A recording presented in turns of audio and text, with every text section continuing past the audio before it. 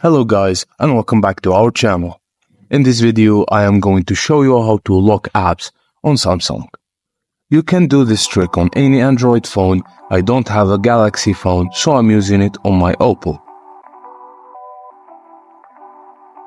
We're diving into the incredible feature of Shortcut Maker app. It's time to take control of your app icons and add extra layer of security. Alright, here we are on the home page of the Shortcut Maker app.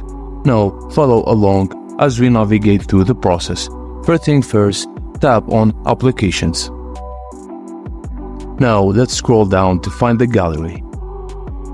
I found it. Tap on this and voila, the gallery shortcut will be created.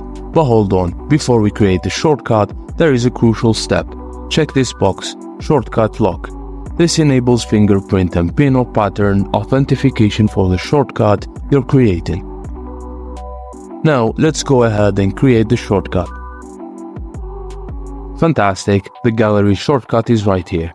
But we're not done yet. Press and hold the home button and tap on Settings. Within the home screen settings, we've got the Hide Application option. Let's use this to hide the default gallery app. Now, when I go back to the home screen, I notice that the default gallery application is nowhere to be found. But there's a trick. The shortcut we created is right here, looking exactly like the default gallery app. When I open the gallery shortcut, it asks for a confirmation. Use your fingerprints, lock pattern, or PIN to unlock this application. It's like having a hidden vault of your apps. Isn't that amazing? This is a cool and simple trick you can perform on your phone to lock applications. Essentially, we're locking the shortcuts for these app icons. And the best part is, no one will know the difference, not even you.